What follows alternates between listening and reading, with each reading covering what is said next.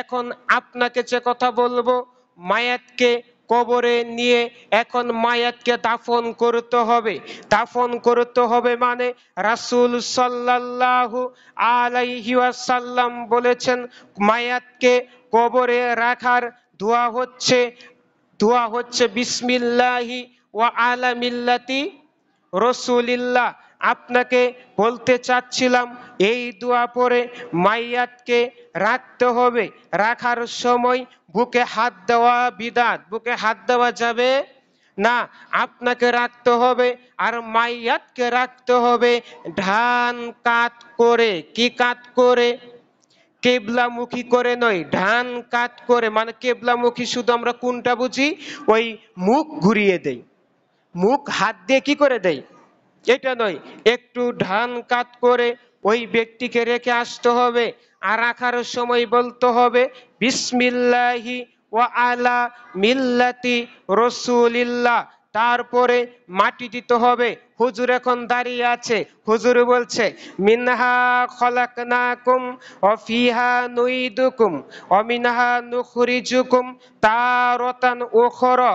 হুজুর এই দোয়া বলছে, এই বেয়াদব মূর্খ, তোমাকে বলি বেটা, এই দোয়ার অর্থ কোন সৃষ্টির মুখে মানাই না। এই দোয়ার অর্থ যার মুখে মানাই তিনি হচ্ছেন স্রষ্টা। তিনি কে? স্রষ্টা আল্লাহ। কিভাবে? মিনহা খলাকনাকুম, আমি তোমাকে মাটি থেকে সৃষ্টি করেছি। এটাকে হুজুর করেছে না আল্লাহ করেছে? অমিনহা নুখরিজুকুম তারাতান অমিনহা নুইদুকুম। তারপরে অর্থ হচ্ছে যে তোমাকে আবার মাটিতে নিব, আবার মাটি থেকে পুনরায় জীবিত করব। তার মানে এটা আল্লাহ করবেন না মুফতি করবেন? আল্লাহ করবেন। তার মানে এই দোয়া বলতে হবে, কোনো হাদিসের পৃষ্ঠাতেও নেই। তারপরে আরেকটি হলো যে আপনাকে বলতে চাচ্ছিলাম, আমরা যে বিসমিল্লাহ বলি, তাহলে বিসমিল্লাহর দলিল কি? বিসমিল্লাহ বলার দলিল কি? সব কাজ শুরুতে কি বলতে হয়? আর মাটি এটা কাজ না? তো আমরা কাজ করতেছি, তখন বিসমিল্লাহ বলে মাটি দিতে হবে। 3 মুষ্টি মাটি দিতে হবে। কয় মুষ্টি মাটি দিতে হবে? 3 মুষ্টি। আরেকটা মিস্টেক করে এসেছি তাড়াহুড়ার কারণে, সেটি হচ্ছে মায়াতকে নামাতে হবে আগে পা থেকে। আগে পা নামাতে হবে, পরে মাথা। কারণ আমরা কোনো কিছুতে যখন নামি তখন আগে মাথা দেই না পা দেই? পা মানে জীবিত অবস্থায় সে যেভাবে যেটা করতো ওইভাবে নিতে হবে। তার আবার হচ্ছে মাটি যখন দিতে হবে মাথা থেকে। কি থেকে?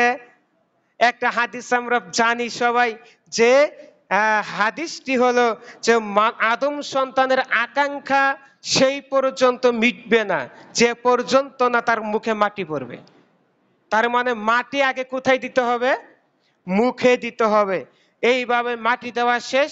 এখন আপনি কবর আধা হাত উঁচু থাকবে, তার মানে বেশি উঁচু করা যাবে না। কবরকে সেজদা করা যাবে না। কবরের উপর মোমবাতি আগরবাতি লাগানো যাবে না। কবরকে পাকা করা যাবে না। কবরের নাম লেখা যাবে না। তার উপরে চুন কালি দিয়ে রং করা যাবে না। কবরের উপরে বসা যাবে না। এখন মাটি দেওয়ার পরে আপনি সাধারণ বেড়া দিতে পারেন।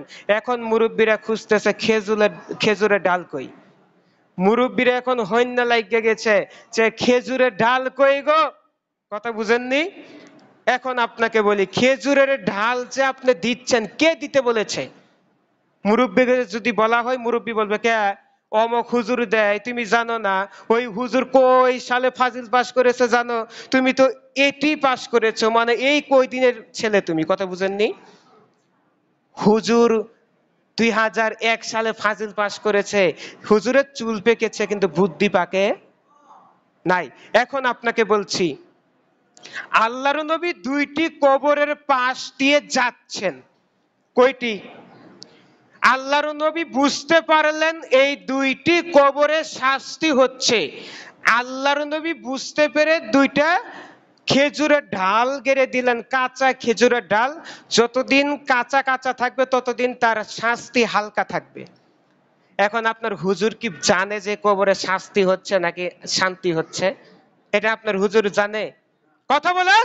জানে না, সেহেতু এই নিকৃষ্ট, এই বিদআত, এই জাহেলিয়াতের আমল করা থেকে বিরত থাকতে থাকতে হবে, যেটা আল্লাহর নবী করে নেই, যেটা মুহাম্মদ সাল্লাল্লাহু আলাইহি সাল্লাম করেন নেই, যেটা আবু বকর করেন নেই, যেটা উমর রাদিয়াল্লাহু তাআলা আনহু করেন নেই, যেটা উসমান রাদিয়াল্লাহু তাআলা আনহু করেন নেই, যেটা আলী রাদিয়াল্লাহু তাআলা আনহু করেন নেই। ওই আমল হুজুরের পোশাক, হুজুরের যদি ডিগ্রি, হুজুরের টাইটেল যত বড়ই হোক, ওই হুজুরের অনুযায়ী ওই আমল যে করবে ওই হুজুর তো জাহান্নামে যাবেই, এবং কি ভক্ত যারা আছে তারাও জাহান্নামে যাবে। বুঝেননি মনে হয়। এখন আমাদের মিল্লিবাত আয়োজন করতে হবে, এই যে 3 দিনে 40 23, হ্যাঁ, কুলখানি শ্রাদ্ধ, এই নোংরা নীতি করা যাবে না। এটি বিদাত, তো বিদাত শিরিক। কি কথা বলেন? শিরিক। আপনার সন্তান 3টে, এখন আপনি মারা গেছেন, এখন আপনার সন্তান করতেছে, কারণ আমার বাপ মারা গেছে, এত টাকা পয়সা, আমি যদি এই আয়োজন না করি মানুষ বলবে কি, লোকে কি বলবে, আর লোক দেখানো আমল করা কি? শিরিক, রিয়া। আরেকটা হচ্ছে ওই আমল করা হচ্ছে আপনার বিদাত, নবী করেন নাই। তাহলে এগুলো থেকে আমাদের বিরত থাকতে হবে।